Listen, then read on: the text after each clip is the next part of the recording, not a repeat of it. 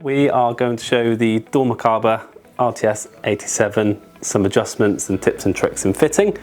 So to start with, what we would usually do is have it typically fitted in the header section of the door up here. And with this specific unit, we've got 3 adjustments. We've got our 175 to 15%, which would be our closing speed. We have our 15 to 0%, which is our latching action. And down the bottom here, we've got our power size. This unit is an EN 1 to 4 power size. So what we would recommend doing is taking the unit on and fitting the door. We would then get you to close the door. If you find the door was not fast enough on the closing, if you just adjust the 175 to 15% and turn this with a flathead screwdriver anti-clockwise, just do small little quarter turns, it will increase the speed.